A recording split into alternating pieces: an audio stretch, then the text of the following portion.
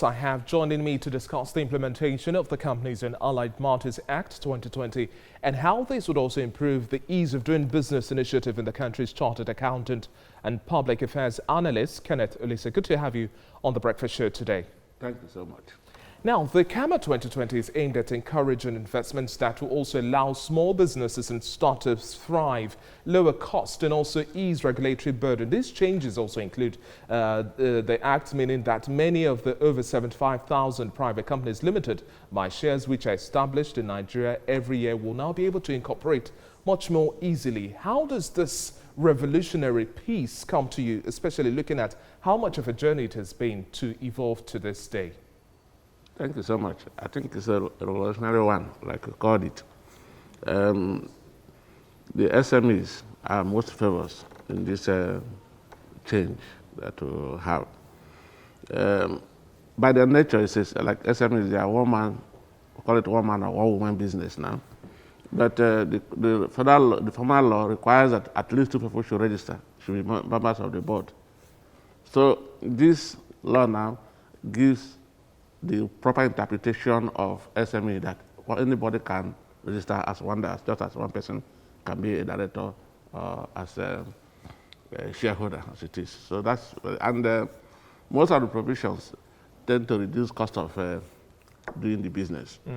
And in tune with what is happening now, that you do most of the registrations, or so you look at some of the things online, from your place. So I think it's a good revolution. Okay, and now let's talk about what makes this this act now much more unique, especially at this point in time where the country is dealing with the COVID-19. We're looking at dwindling reserves and a whole lot more. At this point in time, let's talk through the highlights from your perspective as to what makes this especially unique and attending to the issues of the time now. One of the unique things there is that, like I said, you can now register your business from your house, the convenience of your house. Then the cost of filing reduced to as much as 0.35% of the former one. You don't need to appoint auditors or don't need to appoint lawyers or accountants, to do your business. You cannot do it yourself as long as you can understand the format and you fill, and there you go. The cost of filing the business has reduced. Talking about the cost of filing now and other initiatives that it's captured in the CAMA 2020, at the end of the day, what's also your forecast in terms of how strongly this document is going to be implemented in Nigeria? We know it's one thing to have it signed, it's another to have a strong implementation so that at the end of the day, businesses can actually thrive. Yeah, in Nigeria, implementation is always the problem. One of the things that come out of this thing is that technically you are putting auditors and lawyers out of business because the things you are supposed to do, you cannot do them yourself. Then when you come to implementation, the fact that you are not going to go through civil servants, in the things. So far, it's simplified. Thank you very much for your contribution on the Breakfast Show today. Kenneth Olise, Chartered Accountant. Now, what grey areas do you still think the CAMA 2020 has not really taken into consideration? Yes, it's a commendable effort, but there's still some grey areas that need to be attended to. From your own perspective, what are those highlights that cannot just go unobserved? Now, one of the areas that I think was not captured properly is the fact that small businesses, why must everybody go and register in Abuja? Why must it be centralized?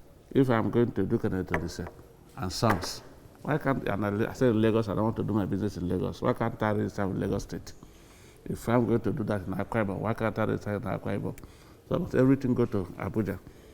Two, in a bid to curb corruption, why must one of the provisions there say that a director in one of the companies cannot be a director in 5 companies, one for 5 companies.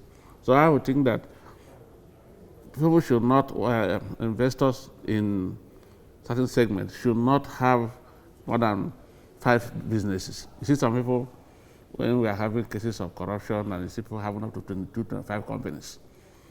So there should have been a limitation. The fact that it's cheap and it's easy a process to register companies should not mean that somebody should go and register 30, 40, 50 companies. Maybe sometimes some of them are in a related companies. You had what happened in the NDDC. One person having up to 8, 10 companies, using all that to front. So these are the things that I think that would have the stopper, that you don't have 3 or 4, more than 3 or 4 companies.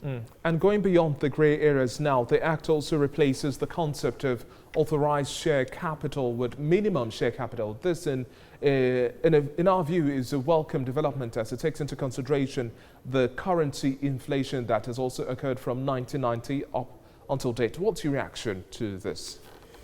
Well, it does, to me, it's neither here nor there, because if you have an authorized share capital of 1 billion, and you only maybe paid out share capital of 1 million, you are no sanction for the difference that you could not allocate. So I think that should not be any consideration at all. If you go to the definition of SMEs, there's nothing saying that of the share capital limitation. So I think there shouldn't have been any major change in that regard. Yes, into that area, because whether it's minimum, whether it's authorized, or that who is authorizing it, it's me, that the promoter that's authorizing in the first place. Okay, so now wrapping up our conversation now, at the end of the day, let's go back to developing a robust plan for implementation. At the end of the day, like so many conversations have happened, there's the need to have stronger implementation. And how does this also tilt in the area of automation of processes in the country?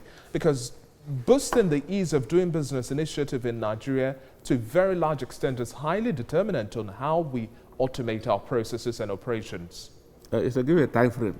If I file my request for registration, if after 1 week there's no response, it's assumed that it has been accepted and approved by the Corporate Affairs Commission.